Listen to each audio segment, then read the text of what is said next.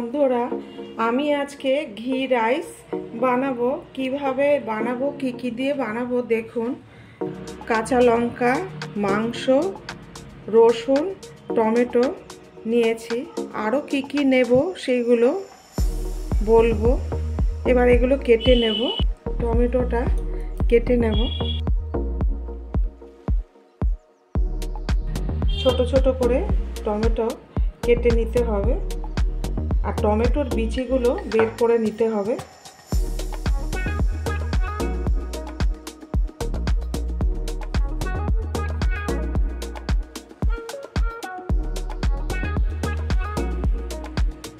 এরকম করে দানাগুলো বের করে নেব। দানা দিলে রাইসটা ভালো লাগবে না। সব দানা বের করে নিয়েছি বন্ধুরা, দেখুন। এবার ছোট ছোট করে কেটে নেব।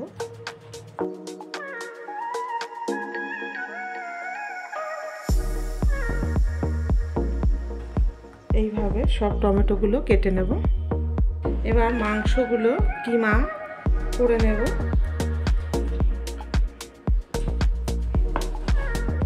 ছোট ছোট করে টুকরো টুকরো করে কেটে নেব।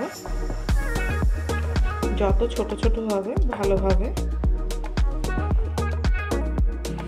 বন্ধুরা দেখুন, সব কিমা বানানো হয়ে গেছে। দেখুন ছোট ছোট করে। বন্ধুরা কিমা কি সুন্দর করে কেটে নিয়েছি, আর রসুনও কেটে নিয়েছি, লঙ্কাও কেটে নিয়েছি, টমেটো তো কেটেই নিয়েছি। এইভাবে কিমা করে করতে হবে। বন্ধুরা কড়াই আগে বসিয়ে দিয়েছি। এবার বাদামটা ভেজে নেব।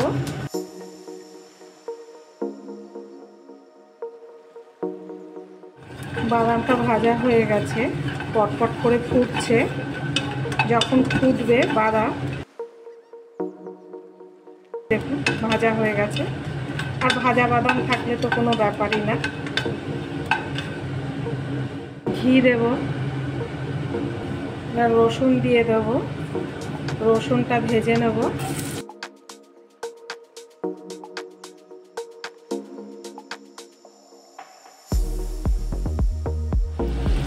লঙ্কাটা দিয়ে দিলাম।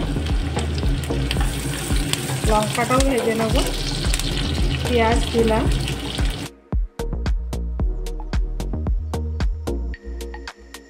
হালকা করে সব ভেজে নিতে হবে।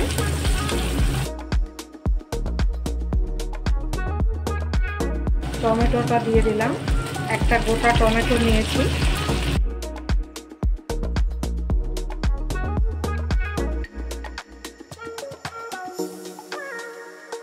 ডিমের ঝুড়ি ভাজাটা দিয়ে দিলাম।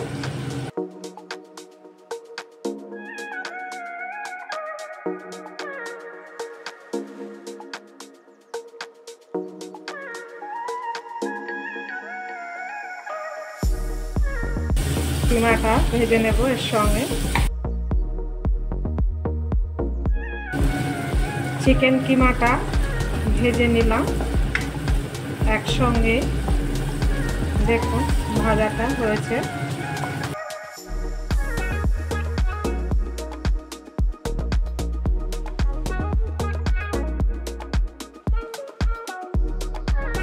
বাদামটা দিয়ে দেবো। সব একসঙ্গে ভাজবো এখন।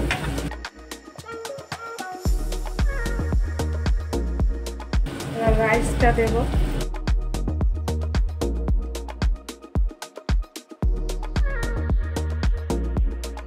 অরিগেনো দিলাম, চিলি ফ্লেক্স দিয়ে দিলাম একদম অল্প, একটু কালার হওয়ার জন্য। শুকনো লঙ্কার গুঁড়ো দেব, গোলমরিচের গুঁড়ো দিয়ে দিলাম, পরিমাণ মতো নুন দেব, স্বাদ বাড়ানোর জন্য অল্প চিনি দিয়ে দিলাম, একদম অল্প।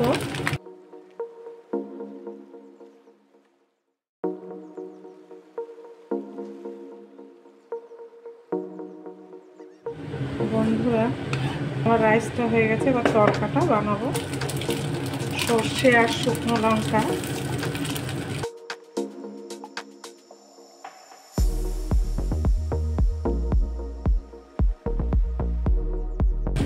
তড়কাটা দিলে পর ফ্লেভারটা এত সুন্দর আসে, ভালোই লাগে।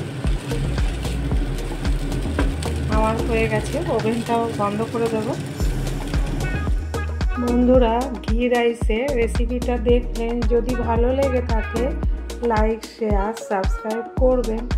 পরের দিনের একটা নতুন রেসিপি নিয়ে ফিরে আসবো। ভালো থাকুন, সুস্থ থাকুন।